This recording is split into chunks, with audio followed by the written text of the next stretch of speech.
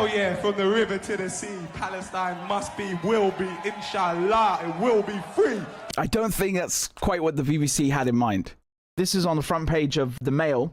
Now, arrest punk band who led death to Israelis chants at Glastonbury. Well, no one said death to Israelis. I just played it to you. It was death to the IDF. As a matter of fact, you'll recall one of those diplomats who was killed in Washington wasn't even Jewish and was a German who had joined the IDF, right? And the Israelis always tell you how they're so bloody diverse and they're so accepting and tolerant that actually not everyone in the IDF is even Jewish. They use quotation marks, and those are not the exact words. That's libel. The Israeli embassy is saying, because if we give a toss, right? Saying the embassy of Israel in the United Kingdom is deeply disturbed by the inflammatory and hateful rhetoric expressed on stage at the Glastonbury Festival. Yeah, well, I'm deeply disturbed by you having met with the Attorney General 2 weeks after I was arrested, but that's besides the point. So they say freedom of expression is a cornerstone of democracy. Yeah, they would know all about that. But when speech crosses into incitement, hatred, and advocacy of ethnic cleansing, it must be called out. That's great. I think we can finally agree on something. Did one of your soldiers say this, Captain Elad, talking about people in Gaza, they need to be exterminated along with their families down to the last one? To clarify, their children also need to die. Yes? Do you condemn that? That's one of your soldiers in the IDF. Here's another one. Bring the wrath of God down on Gaza. All hospitals in Gaza are legitimate targets. Those are your troops? That's the IDF that we're talking about? Yeah?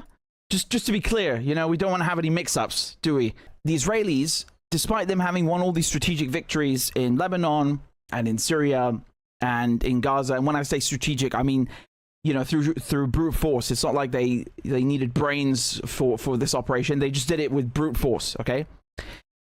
But despite those strategic victories on the ground, and despite the Abraham Accords and all this stuff going their way, what they haven't won, what they have failed winning over public opinion. This stuff, okay? That is where Israel have failed miserably. The people that are actually legitimately offended by what I just showed you at Glastonbury are a minority. They barely register on the radar. So the Israelis have lost the battle or the war for public opinion. All this money and effort, brainwashing to support Israel, being flushed down the toilet. Obviously, I think that's one of the reasons they're trying to jail me in Austria and the UK, because they view me as being part of that, although I've just reported the truth, and the truth happens to be very ugly because of their behavior. That's their responsibility. I inadvertently exposed them. They're punishing me for that. They have lost that battle. They have failed.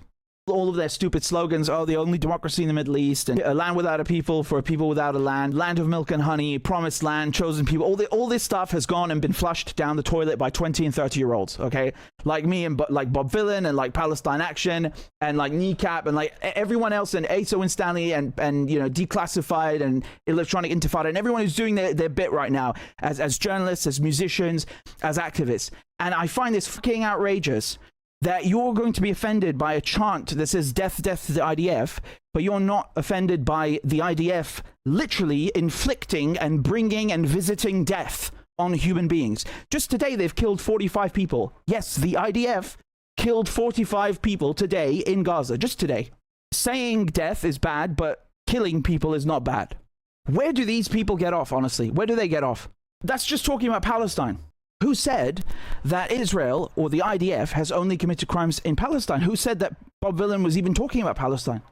He mentions it, but he could have been talking well or referring as well to the fact that they've destroyed Syria, that they've destroyed Lebanon, that they have a stranglehold on the whole region.